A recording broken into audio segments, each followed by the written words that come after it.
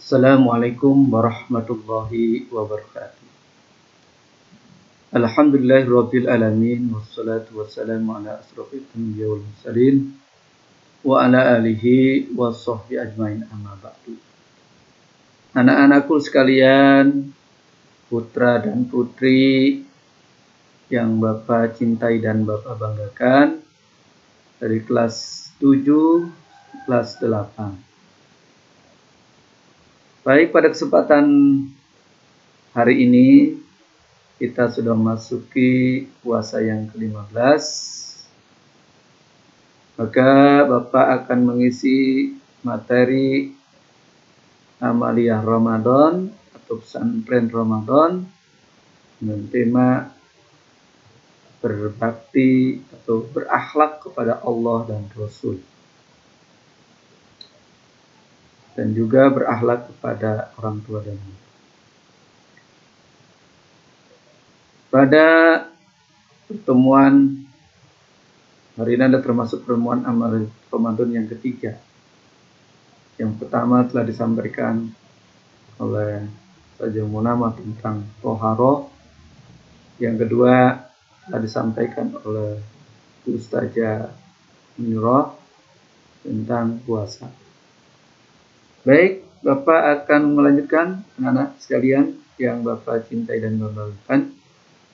Akhlak kepada Allah dan Rasulullah SAW.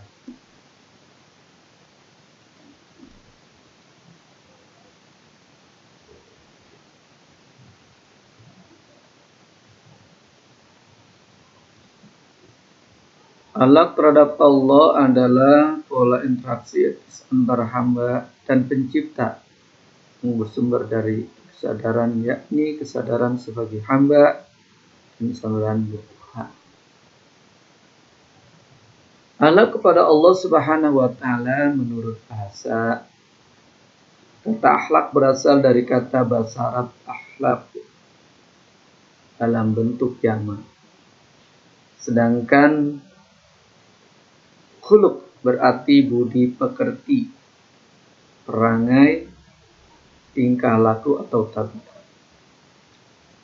Berakar dari kata khalaqa yang berarti menciptakan. Menurut istilah, akhlak kepada Allah Subhanahu wa Ta'ala adalah sikap atau perbuatan yang seharusnya dilakukan oleh manusia sebagai makhluk kepada Tuhan, sebagai khalik atau sebagai pencipta alam semesta ini. Tolak ukur akhlak kepada Allah Subhanahu wa Ta'ala adalah pengakuan dan kesadaran bahwa untuk melakukan perbuatan hal-hal yang baik. Macam-macam akhlak kepada Allah Subhanahu wa Ta'ala: beribadah, berzikir, tawakal, tawadu, bersyukur, takarub, taubat. Beribadah menurut bahasa merendahkan diri, ketundukan dan kepatuhan akan aturan-aturan agama. Agama adalah wahyu Allah yang perlu kita laksanakan. Menurut istilah syar'i atau syara adalah suatu istilah yang mencakup segala sesuatu yang dicintai Allah dan diridhoinya, baik berupa perkataan maupun perbuatan yang tersembunyi batin maupun yang tampak lahir atau zahir. Bagian dari ibadah, membaca Al-Quran, sholat, cinta kepada Allah Subhanahu wa Ta'ala dan Rasulnya, zakat, puasa, haji, berbicara jujur, menunaikan amanah, berbakti kepada kedua orang tua, menyambung silaturahmi, menempati janji, memerintahkan yang ma'ruf, melarang dari yang mungkar, berjihad melawan orang-orang kafir dan lain sebagainya.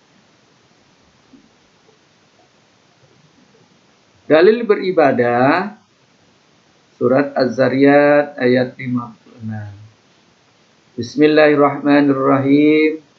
Wa ma khalaqtul jinna wal insa illa liya'budun. Tidaklah aku menciptakan jin dan manusia kecuali untuk beribadah kepadaku. Dalam surat yang lain yaitu surat Al-Baqarah ayat 43. Bismillahirrahmanirrahim.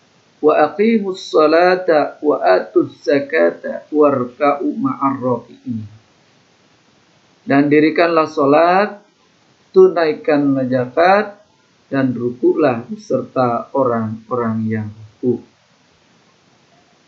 Selanjutnya adalah berdoa kepada Allah dengan cara berzikir. Berzikir yang sebenarnya adalah suatu cara atau media untuk menyebut atau mengingat nama Allah.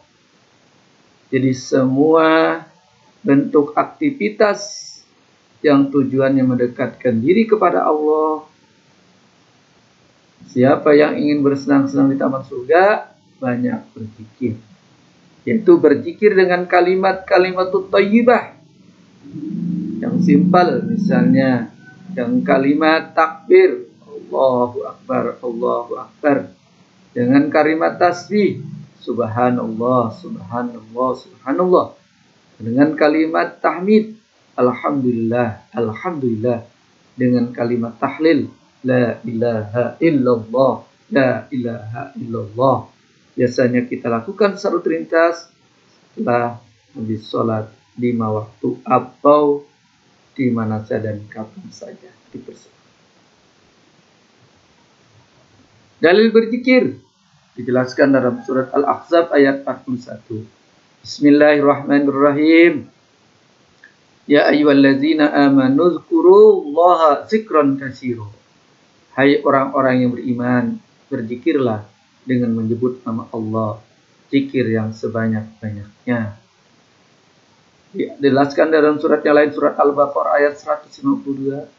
Fazkuruni azkurukum waskuruli wala takfurun. Karena itu ingatlah kamu kepadaku, niscaya aku akan ingat pula kepadamu. Dan bersyukurlah kepadaku, dan janganlah kamu mengingkari nikmatku. Orang siapa yang mengingkari nikmatnya, maka azabku sangat pedih, kata Allah Subhanahu wa Ta'ala. Selanjutnya berakhlak kepada Allah dengan tawakal. Bahasa Arab tawakal artinya mewakilkan atau menyerahkan. Agama Islam berserah diri sepenuhnya kepada Allah dalam menghadapi atau menunggu hasil suatu pekerjaan atau menanti akibat dari suatu keadaan. Kita harus bertawakal kepada Allah atau harus sabar. Tawakal adalah berserah diri kepada Allah, karena Allah lah yang mengatur segala gerak kita, rezeki kita, keadaan alam semesta ini adalah menguji kesabaran kita umat Islam.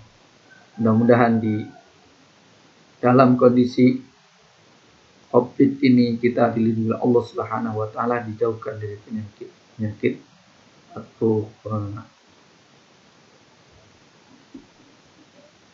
Selanjutnya adalah berakhlak kepada Allah tawadu. Menurut bahasa rendah hati.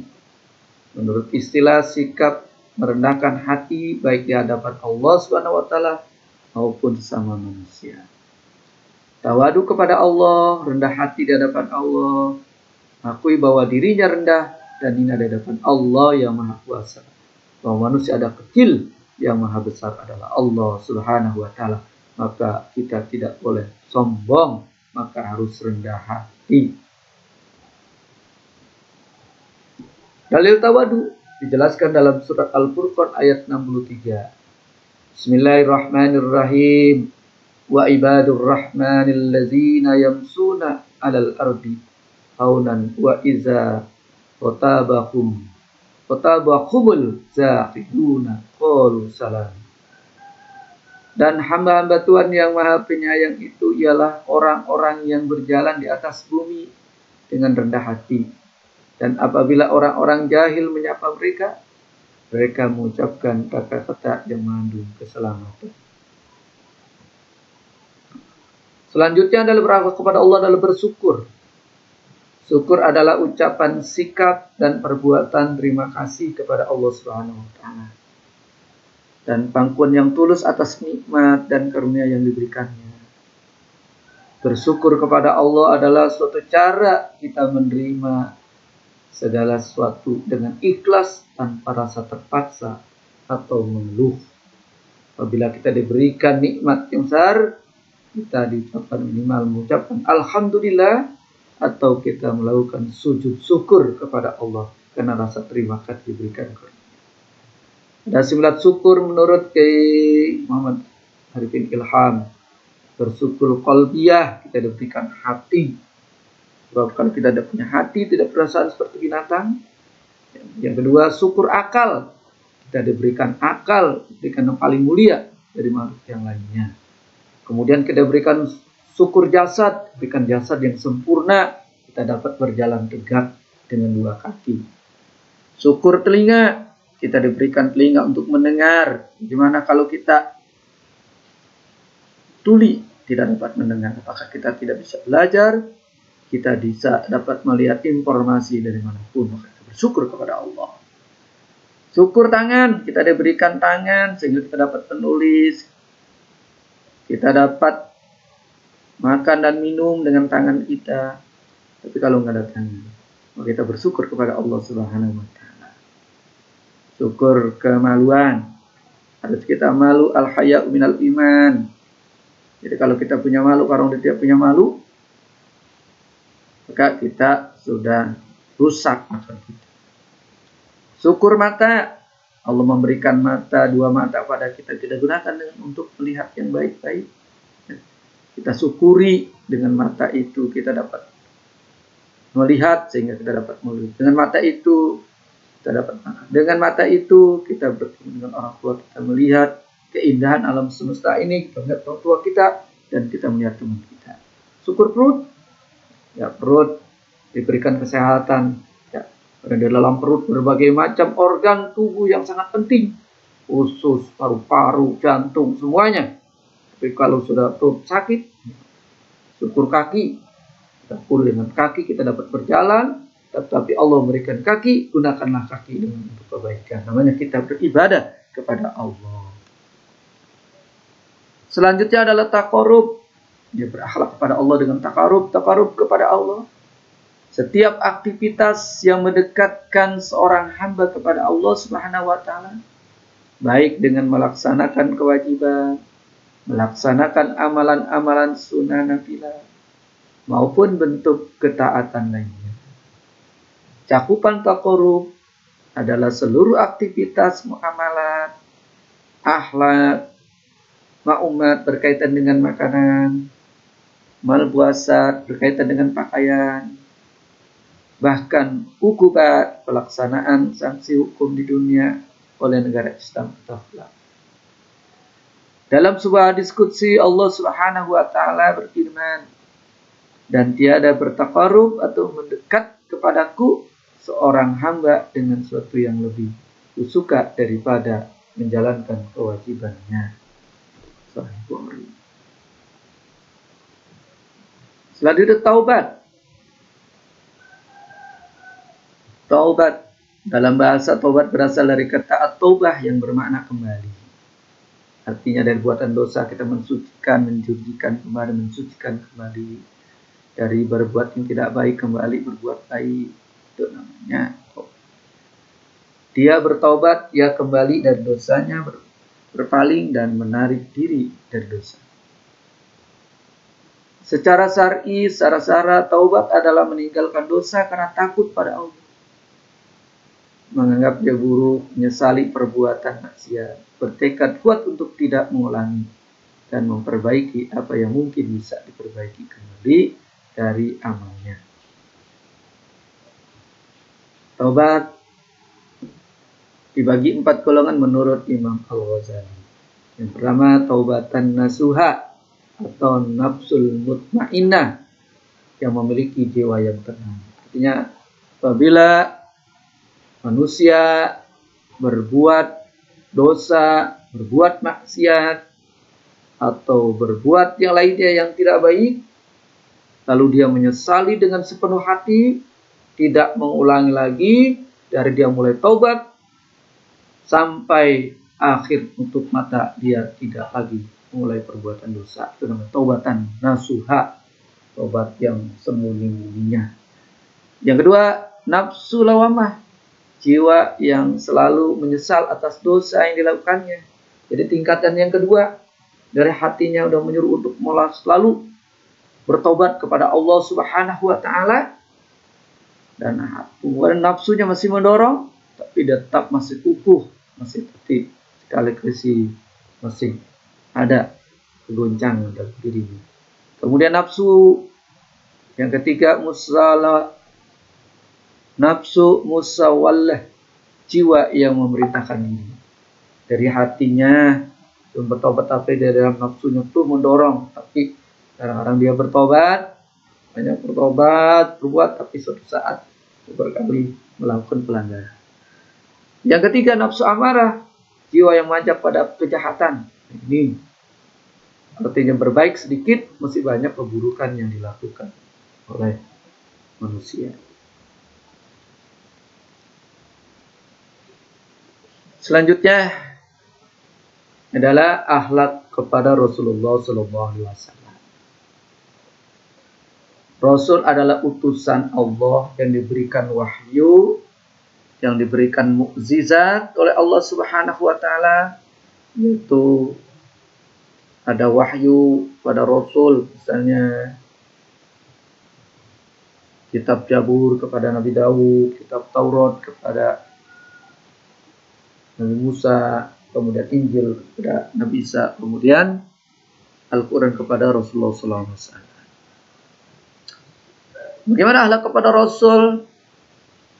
Kita percaya karena Rasul adalah sebagai utusan Allah dan menyampaikan ajaran sebagai wahyu dari Allah Subhanahu wa taala, sebagai kabar gembira, dan juga wahyu sebagai pedoman hidup.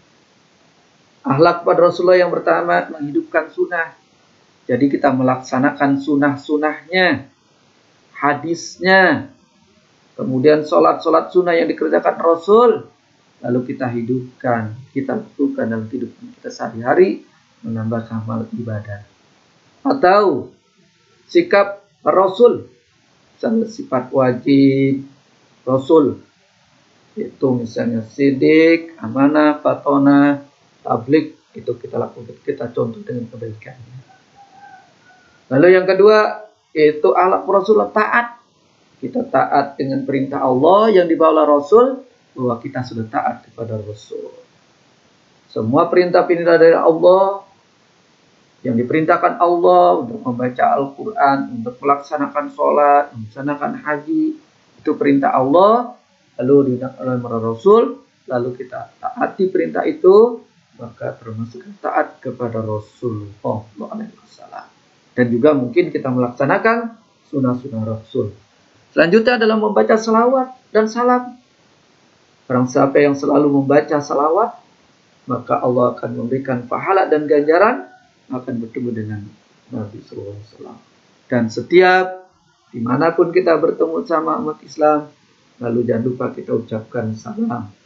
Kita masuk ke dalam rumah, kita ucapkan salam. Karena la tadkhulu qabla salam. Janganlah kalau masuk sebelum memberi salam. Karena salam adalah ucapan doa agar kita selamat sejahtera. Lalu kita sampaikan supaya kamu juga selamat. Selanjutnya adalah menyintai keluarga Nabi.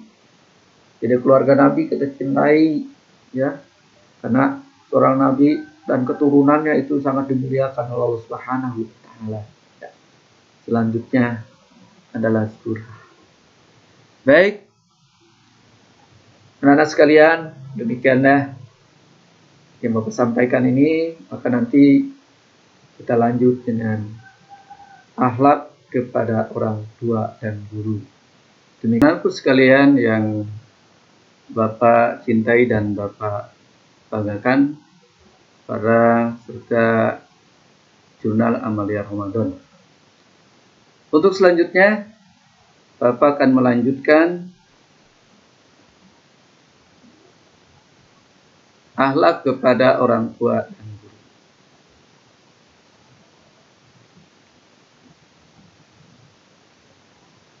Urgensi berakhlak terhadap orang tua. Keberadaan manusia di muka bumi ini adalah dengan perantaraan orang tuanya. Sunatullah menentukan demikian, karena tanpa mereka kita tidak pernah lahir dan muncul di dunia ini. Orang tua pula lah yang telah membesarkan dan merawat kita sejak kecil. Segala suka dan duka dilalui tanpa pamrih, dengan tujuan agar sang anak bahagia. Kebahagiaan anak adalah kebahagiaan orang tua, dan kesedihan anak adalah kesedihan orang tua juga. Pendidikan pertama yang didapatkan kita juga berasal dari orang tua. Kondisi kita saat ini yang sukses adalah berkat didikan dan bimbingan orang tua. Bahkan mereka rela mengorbankan apapun demi pendidikan sang anak tercinta.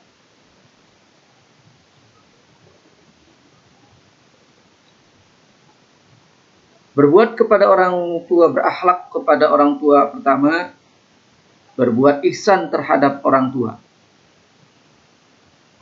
Di antara sifat utama seorang muslim adalah berbuat baik terhadap kedua orang tuanya.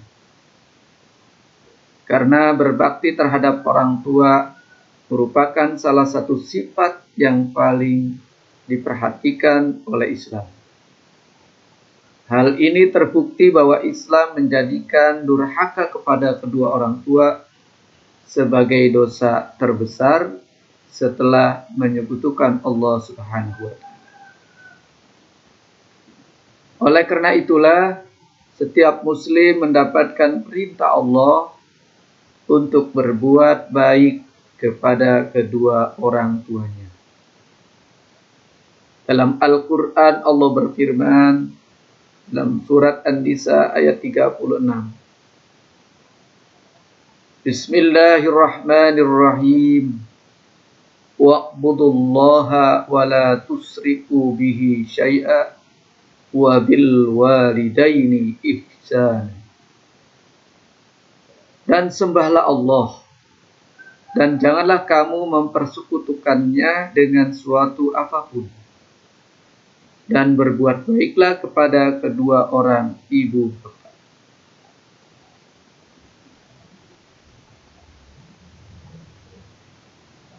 Berakhlak kepada orang tua yang kedua, memuliakan kedua orang tua. Memuliakan mereka berdua serta mengetahui apa yang wajib dilakukan terhadap mereka berdua. Karena sesungguhnya Islam mengangkat derajat kedua orang tua pada tingkatan yang sangat tinggi.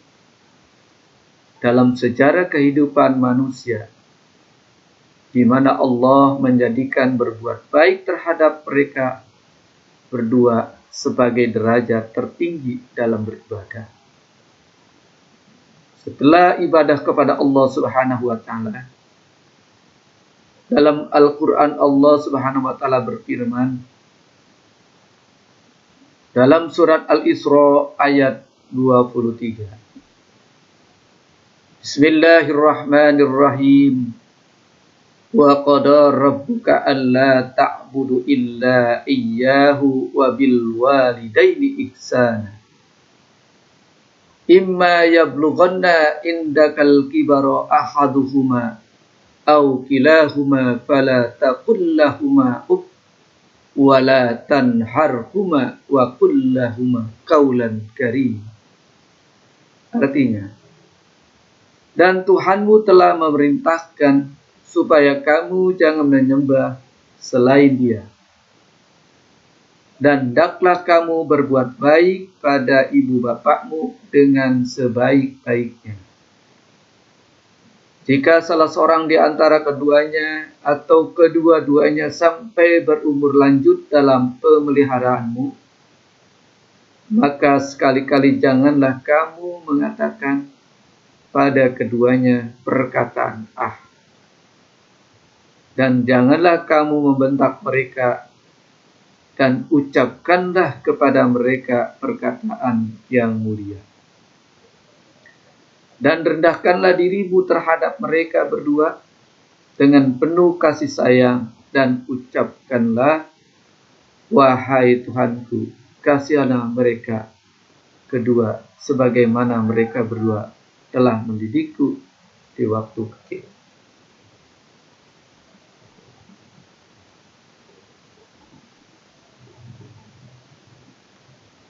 Akhlak kepada orang tua yang ketiga, tetap ihsan kendati mereka tidak beriman. Bahkan sekiranya kita memiliki orang tua yang bukan muslim sekalipun, kita tetap harus menunaikan kewajiban kita terhadap mereka berdua. Tetap harus berbuat baik kepada mereka, harus bertutur kata yang sopan santun dan penuh kelembutan, dan juga harus tetap taat kepada mereka berdua selagi tidak dalam perbuatan melanggar perintah Allah Subhanahu wa taala. Di dalam hadis Rasulullah sallallahu alaihi wasallam dikatakan, An Asma'a binta Abi Bakrin radhiyallahu anhuma qalat, qadamat alayya ummi wa hiya musyrikatun fi ahda Rasulullah sallallahu alaihi wasallam. Fastabtaitu Rasulullah sallallahu alaihi wasallam. Qultu inna ummi qaddamat wa hiya raghibatun afa asilu ummi, qala na'am silli ummaki. Rawahul Bukhari.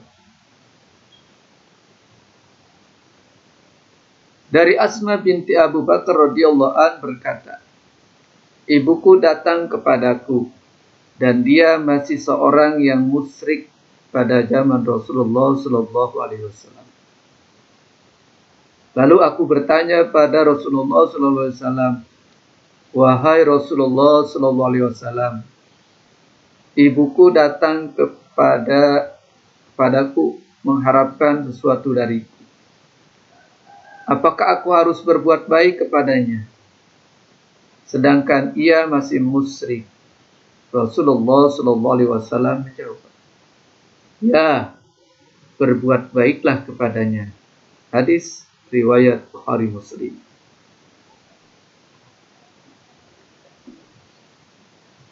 Beginilah Islam memperlakukan orang tua. Meskipun orang tua kita berada dalam agama Islam yang bukan Islam, namun Islam memerintahkan untuk berbuat baik kepadanya. Meskipun demikian, Islam tetap memiliki rambu-rambu dalam berbuat baik kepada kedua orang tua yang tidak muslim. Dalam Al-Quran Allah berfirman dalam surat Al-Luqman ayat 15. Bismillahirrahmanirrahim. Wa in jahadaka ala an tusrika bi ma laysa laka bi'ilm fala tuti'huma wa sahibhuma fid dunya ma'rufa. Dan jika keduanya memaksamu untuk mempersekutukan dengan aku sesuatu yang tidak ada pengetahuanmu tentang itu, maka janganlah kamu mengikuti keduanya, dan pergaulilah keduanya di dunia dengan baik.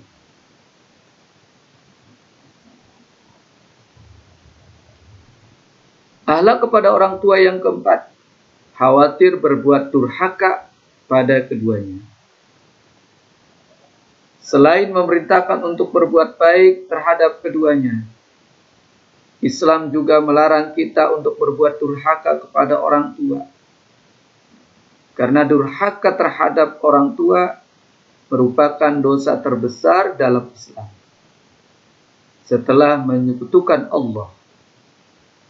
Dalam sebuah hadis Rasulullah SAW dikatakan, An Abi Bakrata Yufai ibnil Haris qala Rasulullah sallallahu alaihi wasallam,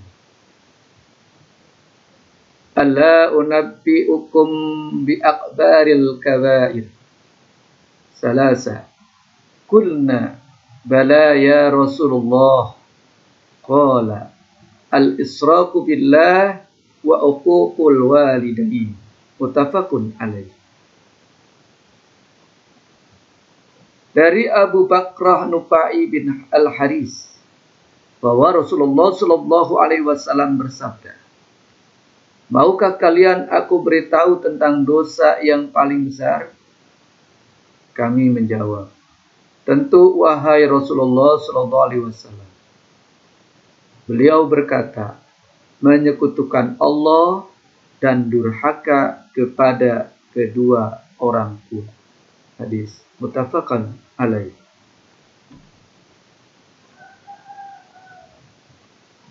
Berakhlak kedua kepada orang tua yang kelima, mendahulukan ibu kemudian ayah. Bagaimanapun juga seorang ibu lebih memiliki peran yang besar dalam diri kita. Ibu kita lah yang telah mengandung kita selama 9 bulan, melahirkan kita dengan susah payah, membesarkan, merawat dan mendidik kita hingga kita besar seperti saat ini. Meskipun dalam hal tersebut peran bapak juga besar, namun tidak sedominan peran ibu. Oleh karena itulah Islam menjadikan berbakti kepada ibu lebih prioritas dibandingkan dengan berbakti kepada bapak. Dijelaskan dalam hadis Rasulullah sallallahu alaihi wasallam. An Abi Hurairah radhiyallahu anhu qala, Jaa rajulun ila Rasulullah sallallahu alaihi wasallam. Faqala ya Rasulullah, man ahaqqun nasi bi husni sahabati? Qala ummaka. Qala summan. Qala ummaka. Qala summan. Qala ummaka. Qala summan. Qala abuka. Muttafaqun alaih. Dari Abu Hurairah radhiyallahu anhu bahwa seorang datang kepada Rasulullah sallallahu alaihi wasallam lalu bertanya, wahai Rasulullah sallallahu alaihi wasallam, siapakah orang yang paling berhak aku berbuat baik kepadanya? Rasulullah sallallahu alaihi wasallam menjawab, ibumu. Lalu ia bertanya lagi, kemudian siapa wahai Rasulullah? Beliau menjawab, ibumu. Kemudian ia bertanya lagi, lalu siapa wahai Rasulullah sallallahu alaihi wasallam? Beliau menjawab, ibumu. Lalu ia bertanya lagi, kemudian siapa lagi wahai Rasulullah? Beliau menjawab, bapakmu. Hadis riwayat muttafaqun alaih. Berakhlak orang tua yang kelima, berbuat baik kepada sahabat dan kerabat orang tua. Sekiranya pun orang tua kita telah tiada, kita masih memiliki kewajiban sekaligus menunjukkan etika kita kepada kedua orang tua kita, yaitu dengan menyambung tali persaudaraan dengan orang-orang yang dicintai orang tua kita. Apakah famili, kerabat, teman, dan lain sebagainya. Dalam sebuah hadis Rasulullah Shallallahu Alaihi Wasallam dikatakan, An Ibni Umar radhiyallahu an, anna Nabi Sallallahu Alaihi Wasallam qala, abaral birra ayasilar rajulu udda'abi rawahul Muslim. Dari Ibnu Umar radhiyallahu an, Rasulullah Shallallahu Alaihi Wasallam bersabda, sebaik-baik perbuatan baik terhadap orang tua adalah menyambung persaudaraan terhadap orang-orang yang dicintai orang tuanya. Hadis riwayat Muslim.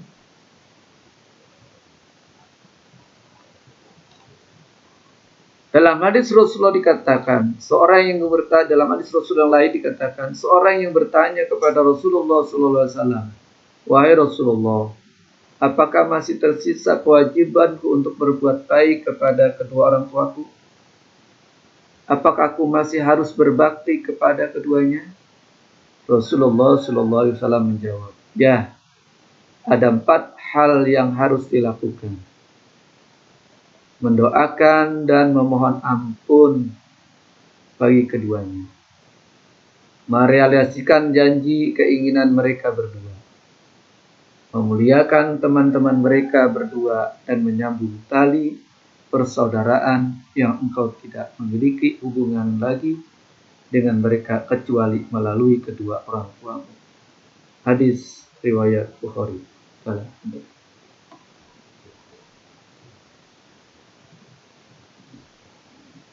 Berakhlak kepada orang tua yang ketujuh adalah menyenangkan hati keduanya. Pada dasarnya dalam kondisi apapun juga, kita diperintahkan oleh Allah dan Rasulullah SAW untuk selalu berbuat baik dan menyenangkan hati orang tua, serta menghormatinya dengan penghormatan yang mulia. Berikut merupakan beberapa hal yang positif yang seyogianya dilakukan seorang muslim. Berdiri untuk menyambutnya setelah mereka tiba di tempat kita berada. Mencium tangan kedua orang tua ketika akan pergi atau tiba dari orang tua. Mengecilkan volume suara ketika berhadapan dengan orang tua kita apabila kita berbicara dengan ucapan kata-kata yang lembut, dengan kata-kata yang rendah sebagai suatu penghormatan terhadapnya. Senantiasa berusaha menyenangkan hati kedua orang tua kita, apapun dan bagaimana. Menggunakan cara dan bahasa yang lembut ketika berbicara pada keduanya. Tidak menampakkan sikap negatif dari diri kita setelah kita mendapatkan hal yang kurang menyenangkan yang berasal dari orang tua kita. Selanjutnya adalah hormat dan patuh pada guru. Mengapa kita harus hormat dan patuh pada guru? Karena guru adalah orang tua kita yang berada di sekolah. Orang tua yang pertama adalah orang tua kita yang melahirkan, yang merawat, membesarkan. Dan orang tua yang kedua di sekolah adalah guru. Maka patut dan wajar kita harus hormat dan patuh pada guru. Karena gurulah yang telah mengajarkan kita. Dari kita tidak bisa membaca sampai kita bisa membaca. Dari kita tidak bisa menulis sampai kita bisa menulis. Dan kita diajarkan bagaimana berkata tutur santun, hormat. Patut dan wajar kalau guru harus kita gugu dan tidak tiru. Kecuali yang sudah tidak sesuai dengan syariat agama. Tetap orang kita hormati, tetapi ajakannya tidak kita lakukan kalau bertentangan dengan ajaran. Yang pertama, menyapa dan mengucapkan salam saat bertemu. Jadi kalau kita bertemu di sekolah, kalau di rumah dengan orang tua kita mau berangkat, pulang dengan orang tua kita di sekolah, sama kita datang di sekolah, bertemu dengan guru kita yang mengajar kita atau tidak yang mengajar kita, semua adalah guru-guru kita yang berada di lingkungan, di SMP 10 khususnya, dan dimanapun yang guru. Tetap kita menyapa, mengucapkan salam saat bertemu. Jangan sampai guru tersebut tidak mengajar kepada kita, lalu kita bertemu tidak memberi salam, tidak memberi penghormatan. Itu adalah hal yang sangat keliru. Karena notabene semua guru adalah orang tua kamu yang berada di lingkungan sekolah. Baik itu tata usaha, baik itu penjaga sekolah, satpam, semua personil yang berada di sekolah yang perlu kita hormati dan kita hargai. Itulah menjadi seorang pelajar-pelajar yang soleh dan soleha. Yang kedua, mendengarkan dan menyimak perkataan dengan baik. Ketika guru menjelaskan pelajaran, harus mendengarkan dengan baik dan menyimak perkataan-perkataan yang disampaikan. Jangan sampai menyinggung perasaannya. Fokus, kita dengarkan dengan sebaik-baiknya. Maka guru pun akan memberikan suatu penilaian kepada kita. Karena tidak langsung dia dapat melihat sikap dan perilaku atau akhlak anak-anak. Selanjutnya ketiga, mengikuti pelajaran dengan penuh semangat, penuh gairah, yang ngantuk, penuh semangat. Selanjutnya, memandang guru dengan pandangan yang rasa hormat. Guru itu harus dibedakan dengan teman. Guru harus punya wibawa. Ketika kita masuk beri salam, ketika duduk kita duduk. Jangan ketika ada guru kamu berjalan sana kemari, itu tandanya bahwa kamu tidak menghormati guru. Guru tidak punya wibawa. Nah, kita sebagai pelajar, sebagai anak-anak didik, yang dididik dari tingkat TK, SD, sampai sekarang kamu sudah tingkat SMP, sudah mengetahui kamu diberikan akal mana yang baik, mana yang tidak.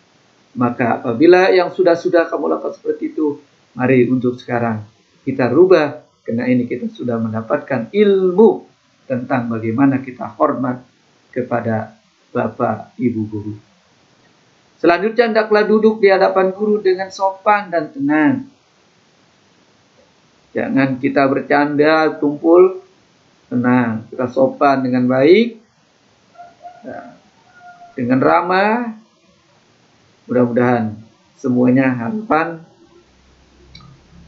Bapak semua dan Ibu mendoakan agar kamu semuanya menjadi anak-anak yang pintar, menjadi anak-anak yang cerdas, menjadi anak-anak yang soleh dan soleha. Apalagi di bulan puasa ini, mudah-mudahan Allah akan memberikan lipatkan ganda pahala. Dan nanti kita aplikasikan, diterapkan dalam kehidupan kita. Kalau kita sudah masuk kembali di sekolah, mari kita tanamkan. Di mana saja kita berada bertemu dengan guru, kita sapa dan kita tanya. Itulah anak yang baik. Baik anak sekalian, ala kepada orang tua dan guru. Simpulannya, satu, setiap anak diwajibkan untuk berbuat baik kepada kedua orang tua, atau disebut dengan birrul walidain, baik masih hidup ataupun sudah meninggal dunia. Dua, perilaku menghormati dan mematuhi nasihat-nasihat termasuk birrul walidain. Yang ketiga, berdasarkan surat An-Nisa 6, perintah berbuat baik kepada kedua orang tua merupakan perintah langsung dari Allah Subhanahu wa Ta'ala. 4. Seorang wajib menghormati dan mematuhi perintah guru selama tidak melanggar syariat. 5. Jasa guru kepada muridnya tidak bisa diukur dengan materi. Ada suatu cerita yang perlu sebagai penutup. Ada seorang imam besar yang bernama Imam Syafi'i pernah membuat rekan terkagum-kagum karena tiba-tiba saja Imam Syafi'i, seorang imam besar, mencium tangan memeluk seorang laki-laki tua. Para sahabatnya bertanya-tanya, mengapa seorang imam besar mau mencium tangan seorang laki-laki tua? Padahal masih banyak ulama yang lebih pantas dicium tangannya daripada dia. Imam Syafi'i menjawab, dulu aku pernah bertanya padanya, bagaimana mengetahui seekor anjing telah menyampai usia balik? Orang tua itu menjawab, jika kamu melihat anjing itu kencing dengan mengangkat sebelah kakinya, maka ia sudah balik. Hanya ilmu yang dapat Imam Syafi'i dapat dari orang tua itu. Namun sang imam tak pernah lupa akan secuil ilmu yang ia dapatkan. Baginya orang tua itu adalah guru yang patut dihormati. Sikap demikian pula lah yang menjadi salah satu faktor yang menghantarkan seorang Imam Syafi'i menjadi seorang imam besar, karena dia menghormati orang tua dan menghormati gurunya. Walaupun dia diunjuk dengan secuil ilmu, tetapi dia menghormatinya. Apalagi anak-anak sekalian, dididik kamu di di TK, kamu dididik sampai 2 tahun. Di SD, kamu dididik sampai 6 tahun. Kalau kamu tidak naik, mulus. Kalau tidak naik, bisa nambah. Kemudian kamu di SMP, dididik sampai 3 tahun.